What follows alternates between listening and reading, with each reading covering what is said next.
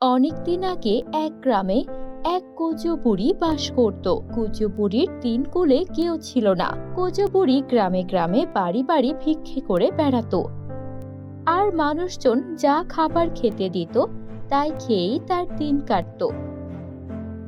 একদিন কুঁজো বুড়ি গেল একটা বাড়িতে ভিক্ষে করতে।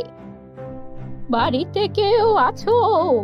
আমাকে দুটো ভিক্ষে দাও তো, বড্ড তেষ্টা পেয়েছে। আমাকে যদি কেউ জল খাওয়াতে বড্ড খুশি হতাম। কে আছো? কেউ কি আছো?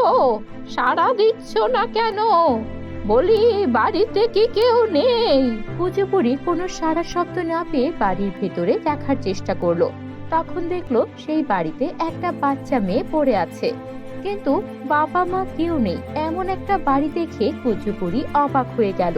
কি ব্যাপার, বাচ্চা মেয়েটা এভাবে কান্নাকাটি করছে? বাবা মা কোথায় গেল? মেয়েটাকে এভাবে রেখে কোথায় গেল? কিছুই তো বুঝতে পারছি নে। আশেপাশে তো তেমন বাড়ি ঘরও নেই। কোথায় গেল তারা? আমি কি এখন তাদের জন্য অপেক্ষা করব?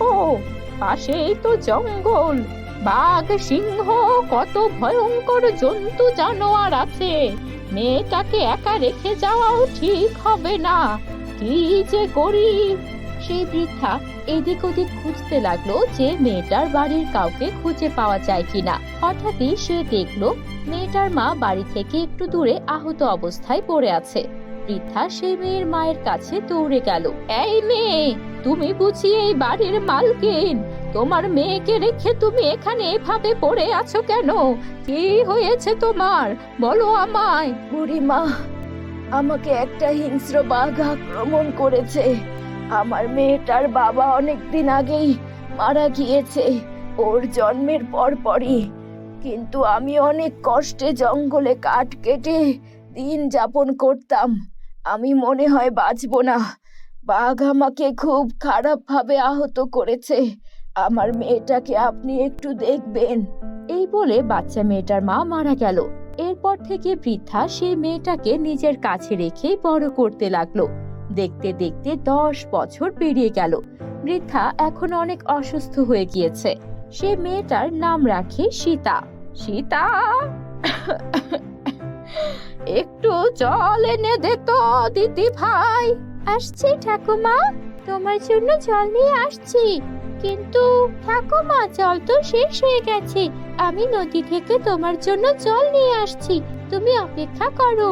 তারপর সীতা জল আনতে নদীর ধারে যায়, কিন্তু হঠাৎ ও যা দেখে সেটা দেখার জন্য মোটেও প্রস্তুত ছিল না। সেখানে একটা পাখি আহত অবস্থায় পড়ে আছে, আর একটা বিড়াল সেই পাখিটাকে খাওয়ার চেষ্টা করছে।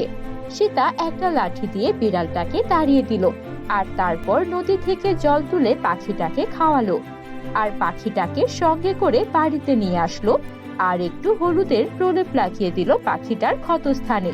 সঙ্গে সঙ্গে পাখিটা একটা পরীতে রূপান্তরিত হলো। এটা দেখে সেই বৃদ্ধা আর সীতা দুজনেই অবাক হয়ে গেল। তখন পরী বলতে লাগলো, আমি পরীরাজ্য থেকে পাখি হয়ে এখানে ঘুরতে এসেছিলাম, কিন্তু আমি যেই না নদীর জল দেখে নিচে নেমেছি, অমনি বিড়াল আমাকে আক্রমণ করে। সীতা, তুমি না থাকলে আমাকে আজ কেউ বাঁচাতে পারতো না। তোমার কাছে আমি কৃতজ্ঞ। আমি জানি তোমার এই ঠাকুমা তোমাকে কত কষ্ট করে মানুষ করছেন, তার উপর উনি অসুস্থ। তাই আমি তোমাকে আমার পরিরাজ্যের জাদুর নেল পলিশের নদী থেকে এই জাদুর নেল পলিশ দিয়ে যাচ্ছি। এই নেল পলিশের সাহায্যে তুমি আর তোমার ঠাকুমা তোমাদের যা দরকার তাই পেয়ে যাবে। তোমরা আমার প্রাণ বাঁচিয়েছো, তাই তোমাদের কাছে আমি ঋণী। তারপর পরী সেই জাদুর নেল পলিশের নদীর জাদুর নেল পলিশ দিয়ে গেল সীতাকে, আর সেখান থেকে চলে গেল। সীতা ওই নেল পলিশ হাতে লাগিয়ে বলতে লাগলো, জাদুর নেল পলিশ, আমি চাই আমার ঠাকুমা যেন একদম সুস্থ হয়ে যায়। এতটুকু বলতেই সীতার ঠাকুমা একদম সুস্থ হয়ে গেল। এরপর সীতা সেই নেল পলিশের থেকে অনেকগুলো টাকাও চেয়ে নিল, আর তারপর সেটা দিয়ে নিজেদের জন্য বাড়ি আর থাকা খাওয়ার সব ব্যবস্থা করলো, আর বাকিটা জীবন সুখে শান্তিতে কাটাতে লাগলো। গল্পটি ভালো লাগলে আমাদের চ্যানেলটিকে সাবস্ক্রাইব করে বেল আইকন অন করে দাও। ধন্যবাদ।